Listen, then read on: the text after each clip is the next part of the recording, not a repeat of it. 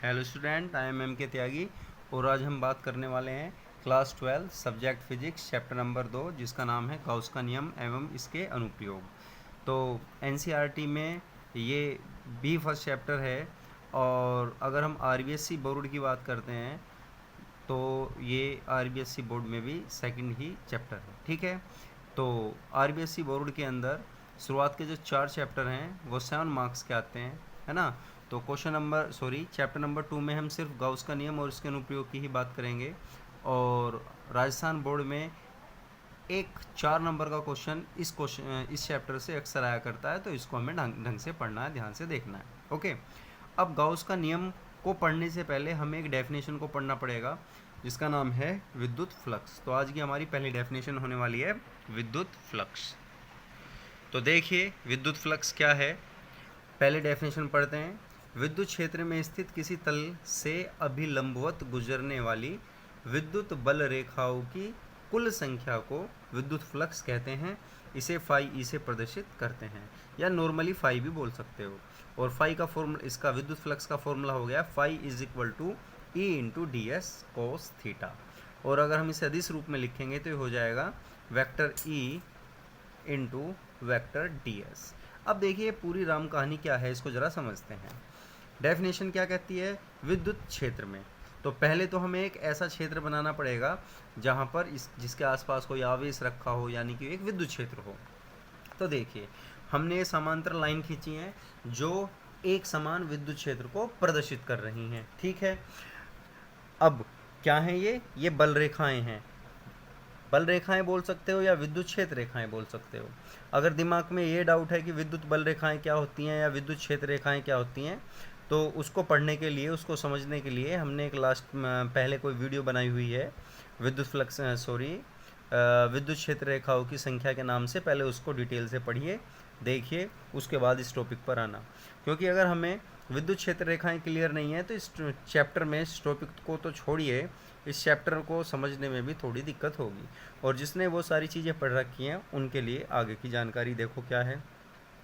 तो ये बल रेखाएं हो गई हैं, विद्युत बल रेखाएं जो एक समान विद्युत क्षेत्र को प्रदर्शित कर रही हैं। अब इसके अंदर ये कोई तल रखा हुआ है, कोई पृष्ठ रखा हुआ है। पहली बात, ये पृष्ठ ऐसे नहीं है जैसे तुम्हें नज़र आ रहा है। देखिए ये स्केल हो गया, हमें तो ऐसे नज़र आ रहा है, ऐसे ना होकर ये कागज़ के तल के लंबवत ऐसे रखा हुआ है। ठीक है, और ये जो तुम रेखाएं देख रहे हो बल रेखाएं हैं। ओके, अब जैसे मैंने ये एक पृष्ठ माना हुआ है जो कि तुम्हें ऐसे नज़र आ रहा है, जबकि ये ऐसे है, तो इसके अंदर तो सारी बल रेखाएं जा रही हैं जितनी भी हमने बनाई हुई हैं। देखें कितनी है इनकी, ज़रा अगर हम संख्या गिनते हैं तो 1 2 3 4 5 6 7 8, तो 8 बल रेखाएं इस स्केल के अंदर से होकर जा रही हैं। तो मैं ये कह सकता हूँ कि इस स्केल का जो विद्युत फ्लक्स है वो 8 है। ठीक है, अब ज़रा देखिए, मैं इस स्केल को नीचे लेके आता हूँ यहाँ। अब इसके अंदर से बल रेखा जो जा रही हैं उनकी संख्या हो गई 6। ठीक है, क्योंकि अब 2 नहीं जा रही हैं, तो अब इस स्केल के लिए विद्युत फ्लक्स हो गया है 6। बात समझ में आ गई क्या? तो इस, अगर हम चित्र के अनुसार देखते हैं तो इस तल से कितनी बल रेखाएं जा रही हैं, 1 2 3 4 5 6, तो इसके लिए भी हो गया विद्युत फ्लक्स 6। ओके, तो तल से लंबवत। अब देखिए लंबवत का क्या मतलब है, यहाँ लंबवत क्यों बोल रहे हैं? क्योंकि फ़िलहाल तो हमने स्केल ऐसे रखा है ना। तो अब जब तुम देखते हो कि जो तल है, तल किसको बोलोगे? तल होता है इसका ये फैलाव।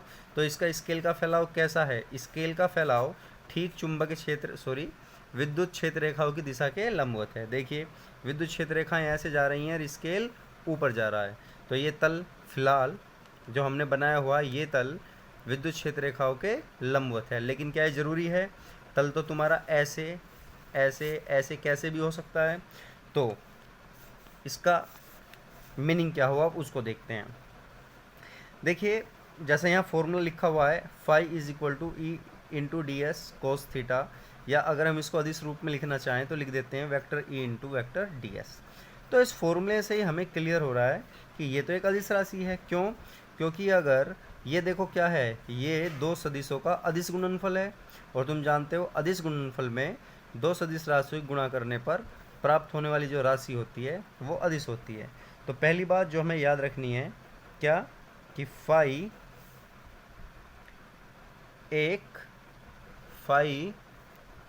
एक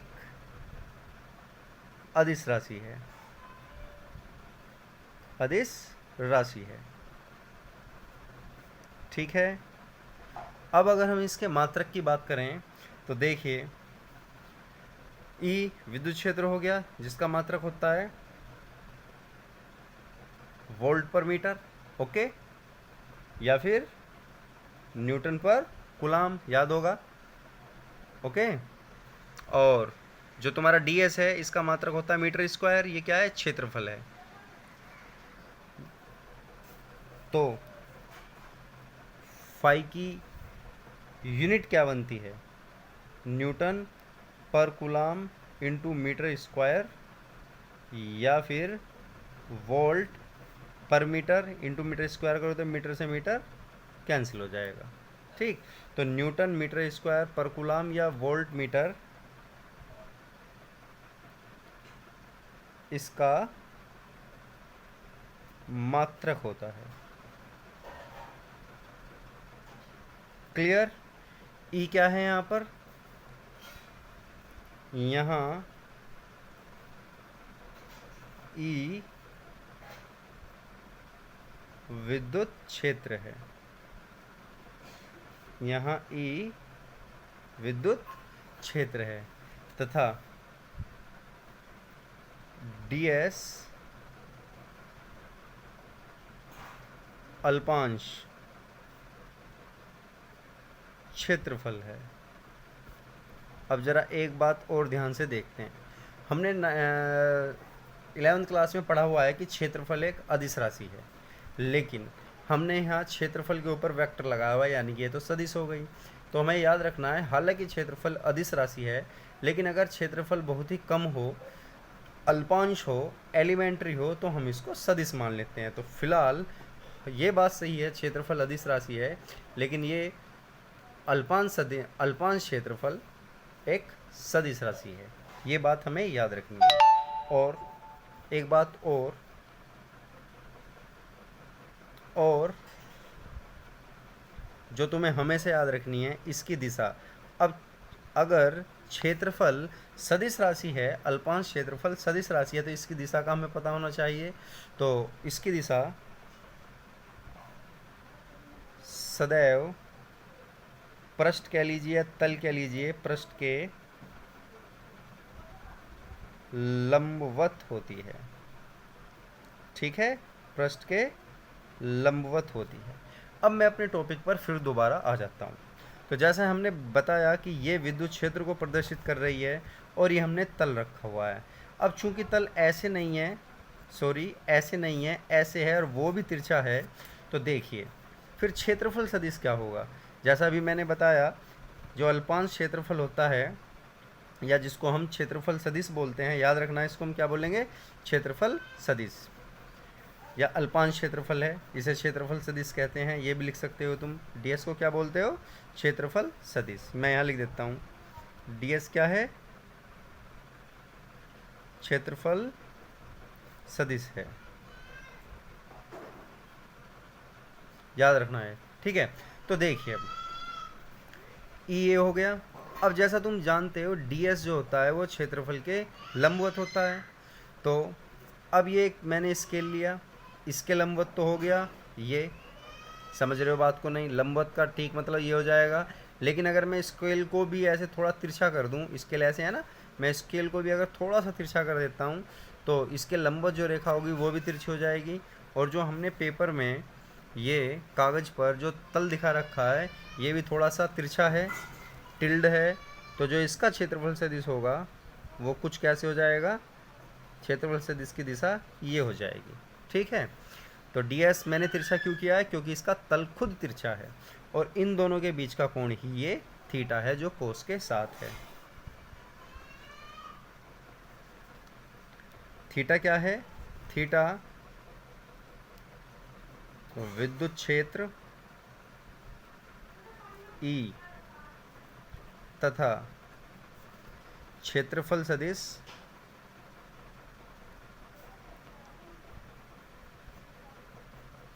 ds के बीच का कोण है, याद रखोगे। अब देखिए, कहने का मीनिंग ये हुआ कि जो हमारा विद्युत फ्लक्स है 3 बातों पर निर्भर करता है, ई पर, ds पर, थीटा पर। देखते हैं क्यों। देखिए, अगर ये विद्युत क्षेत्र बढ़ जाए तो क्या होगा, ये बल रेखाएं पास पास आ जाएंगी, क्योंकि बल रेखाएं जितनी ज़्यादा सघन होती हैं वो प्रबल विद्युत क्षेत्र को दर्शाती हैं। अब जब विद्युत क्षेत्र अधिक होगा तो ये बल रेखाएं पास पास आ जाएंगी, सघन हो जाएंगी। तो इस क्षेत्रफल से, ये जो हमने एक पृष्ठ लिया हुआ है, जो तल लिया हुआ है, इसके अंदर से बल रेखाएं ज़्यादा जाएंगी, तो मैं क्या कह सकता हूँ, फाई ई के समानुपाती होता है। एग्री। दूसरा, मान लीजिए ये जो क्षेत्रफल है ये 2 मीटर स्क्वायर का है, ठीक है। अगर मैं इसको 1 मीटर स्क्वायर का कर दूं, यानी कि अगर ये जो हमने ये जो एक तल लिया हुआ है, अगर हम इसको छोटा कर दें तो इसके अंदर से बल रेखाएं कम जाएंगी, और अगर तल जितना ज़्यादा बड़े क्षेत्रफल का होगा तो बल रेखाएं उतनी ही अधिक जाएंगी, और जितनी ज़्यादा बल रेखाएं जाती हैं उन बल रेखा की संख्या को हम विद्युत फ्लक्स बोलते हैं। तो दूसरे शब्दों में मैं क्या कह सकता हूँ कि फाई तल के क्षेत्रफल पर भी निर्भर करता है। तीसरी बात आती है थीटा की। अब थीटा, जैसा अभी हमने बताया, थीटा विद्युत क्षेत्र ई तथा क्षेत्रफल सदिश के बीच का कोण है। तो क्या इस पर भी निर्भर करता है? बिल्कुल करता है। देखिए क्यों। मान लीजिए हमने तल लंबवत लिया है, ऐसे, ठीक है, कागज के तल के लंबवत। तो इस सिचुएशन में सबसे अधिक बल रेखाएं जाएंगी, और अगर मैं इसको घुमाते हुए ऐसा रख देता हूँ, ये लीजिए मैंने इस कोयल को ऐसे रख दिया है, तो क्या इसके अंदर से एक भी बल रेखा होकर जा रही है? जी नहीं। तो इसीलिए हम डेफिनेशन में क्या कहते हैं कि तल से अभिलंबवत, यानी कि तल के लंबवत होकर जाने वाली बल रेखाओं की संख्या। देखो, अब ये अगर दिमाग में हमारे ये ख्याल आया है कि ये बल रेखाएं, या ये फॉर्मूला देखो कैसे आया है। ये क्षेत्रफल सदिश है, ये विद्युत क्षेत्र है। अगर मैं विद्युत क्षेत्र का घटक क्षेत्रफल सदिश की दिशा में करूं, मेरी बात ध्यान से सुनो, यहाँ फॉर्मूले में कोस कैसे आया। अगर मैं इस विद्युत क्षेत्र का एक घटक निकाल लूँ क्षेत्रफल सदिश की दिशा में, तो वो कितना आएगा? ई कोस थीटा, दैट्स ऑल। तो इस पृष्ठ के लंबवत कितनी बल रेखा जा रही है? इस पृष्ठ के लंबवत कितनी बल रेखा होकर गई हैं? कितने विद्युत क्षेत्र के कारण होकर बल रेखाएं गई हैं? उतने के जितना विद्युत क्षेत्र इस पृष्ठ के लंबवत है, और इस पृष्ठ के लंबवत विद्युत क्षेत्र कितना है? जब हमने इसका घटक करके देखा तो वो आया ई कोस थीटा, ठीक है।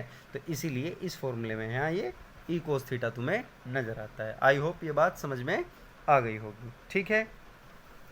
अब हम फाई के अधिकतम, न्यूनतम और इन मानों की बात कर सकते हैं। कुछ इसकी और ख़ास बात कर, और देखो जो इसकी खास बातें हैं मैं ज़रा एक बार उनको लिख देता हूँ, अदरवाइज़ वीडियो बहुत लंबा हो जाएगा। देखिए, एक स्टेटमेंट तुम्हें ये याद रखना है कि यदि विद्युत क्षेत्र रेखाएं तल में प्रवेश करती हैं तो फ्लक्स ऋणात्मक होगा, और यदि बल रेखाएं फ्लक्स से निर्गत होती हैं तो फ्लक्स धनात्मक होगा। ये क्वेश्चन ऐसे भी आ जाया करता है कि धनात्मक फ्लक्स का अर्थ लिखिए, तो तुम लिखोगे विद्युत क्षेत्र रेखाएं दिए गए पृष्ठ से बाहर निकल रही हैं। ऋणात्मक फ्लक्स का अर्थ लिखिए, तो क्या लिखोगे? विद्युत बल रेखाएं पृष्ठ में प्रवेश कर रही हैं, ठीक है। अब जैसा तुम पहले ही देख चुके हो, फाई का मान थीटा पर भी निर्भर करता है। तो देखिए, अगर थीटा का मान 0 होगा, थीटा का मान 0 होने का मीनिंग क्या होगा? ई और डी एस एक ही दिशा में होंगे, मतलब ई भी इधर है, और ये जो एस का डायरेक्शन अब तुम्हें ऐसे नज़र आ रहा है, ऐसे ना आके ये कैसे हो जाए? ऐसे। ये भी कॉमन सेंस कहता है। देखिए, जैसे मान के चलो, इस स्केल को पूरा मत मानिए आप, ये जो यहाँ कुछ नंबर लिखा हुआ है इसको मान लीजिए। अगर मैं इसको बिल्कुल ऐसे रखता हूँ तो बल रेखाएं ज़्यादा जाएंगी, लेकिन जैसे जैसे मैं इसको ऐसे घुमाता चला जाऊँगा तो इससे होकर जाने वाली बल रेखाओं की संख्या कम हो जाएगी। तो कहने का मीनिंग क्या हुआ? जब फ्लक्स और इसके ds की दिशा कैसी हो जाती है बच्चों? बिल्कुल ऐसे, है ना, लंबवत। तो देखिए, जब विद्युत जो हमारा क्षेत्रफल सदिश है वो कागज के क्षेत्रफल सदिश ऐसे, जब, और विद्युत क्षेत्र ऐसे, जब क्षेत्रफल सदिश विद्युत क्षेत्र के लंबवत होता है तो फ्लक्स का थीटा का मान हो गया 90 डिग्री, तो फाई इक्वल टू 0, यानी कि इसके अंदर से एक भी बल रेखाएं नहीं जाएंगी। यही हमारा देखो कॉमन सेंस कह रहा है। अगर मैं पृष्ठ को ऐसे रखता हूँ तो क्या इसके अंदर से कोई बल रेखा जाएगी? बिल्कुल नहीं जाएगी, इसलिए उस कंडीशन में फाई 0 हो जाएगा। तो कहने का मीनिंग फाई थीटा के मान पर भी निर्भर करता है। कैसे करता है देखते हैं। तो देखिए नेक्स्ट स्टेप क्या है। जब तल विद्युत क्षेत्र के समांतर या प्रति समांतर हो, इसका मीनिंग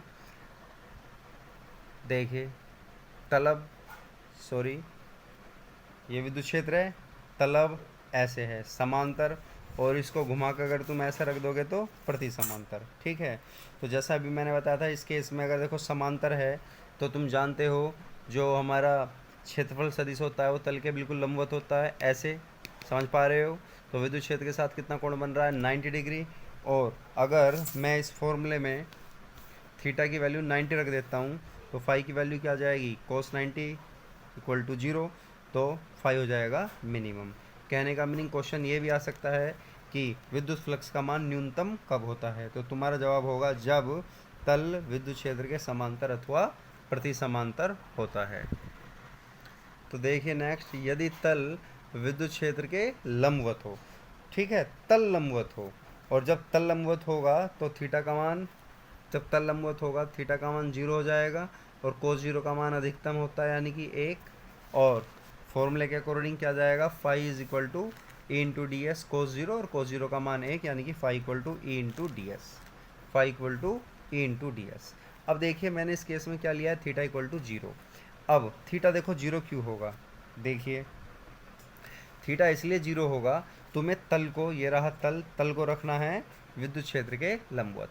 जब तल विद्युत क्षेत्र के लंबवत हो गया और क्षेत्रफल सदिश होता है तल के खुद लंबवत, ऐसे जैसे मैंने पेन का डायरेक्शन बनाया हुआ है, तो देखिए जिस डायरेक्शन में ई है और उसी डायरेक्शन में मेरा पेन यानी कि डी एस हो गया, तो ई और डी एस के बीच कितना कोण दिख रहा है तुम्हें? 0 डिग्री, इसीलिए हमने यहाँ 0 डिग्री लिया है। और देखिए विद्युत फ्लक्स से जुड़ी हुई छोटी छोटी बातें क्या हैं, अब उनको नोट करते हैं। देखिए अगर हमें किसी जो हमें सतह दी हुई है उसके पूरे संपूर्ण सतह के लिए हमें अगर विद्युत फ्लक्स का मान ज्ञात करना है तो उसके लिए हम फॉर्मूला इस्तेमाल करते हैं फाई इज इक्वल टू समाकलन ई इंटू डी एस। इसी प्रकार अगर सतह बिल्कुल बंद है तो तब क्या होगा? तो बंद पृष्ठ के लिए हम लिख देते हैं फाई इज इक्वल टू समाकलन ई इंटू डी एस। देखिए ये भी समाकलन है, ये भी समाकलन है, लेकिन यहाँ जो मैंने एक ये सर्कल बनाया है ये बंद पृष्ठ को इंडिकेट करता है, जबकि ये खुली पृष्ठ के लिए संभव है। ठीक है, तो ये समाकलन का निशान है इस टाइप में, जो मैथ के बच्चे हैं वो आसानी से समझ जाएंगे, और बायो में थोड़ी प्रॉब्लम होती है, और ये हो जाएगा बंद पृष्ठ के लिए। ठीक है, कभी कभी हमसे 1 नंबर में इसकी विमा भी पूछ ली जाती है, तो ये इम्पोर्टेंट है। तो विद्युत फ्लक्स की विमा, विद्युत फ्लक्स की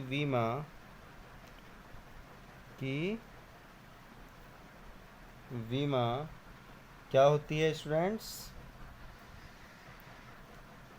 m1 l3 t minus 3 a minus 1 होती है। तो देखिए विद्युत फ्लक्स अपने आप में एक बहुत बड़ा टॉपिक है, जितना पढ़ोगे उतना ही कम है, लेकिन मैंने जो तुम्हें एक बोर्ड के पॉइंट ऑफ व्यू से बता दिया है, बाकी बहुत बड़ी बड़ी चीज़ें इसमें भी विशेष बच जाती हैं। तो आई होप अभी फ़िलहाल अपने को 12th ही करनी है, और इस टॉपिक को ढंग से देखना, काफ़ी इम्पोर्टेंट टॉपिक है बोर्ड के पॉइंट ऑफ व्यू से। और अगर ये टॉपिक समझ में आ जाता है तो आने वाला हमारा चैप्टर बहुत ज़्यादा ईजी होने वाला है। इसी बात के साथ ये वीडियो मैं फिनिश करता हूँ। अब बात करेंगे हम इससे आगे की। Okay, bye.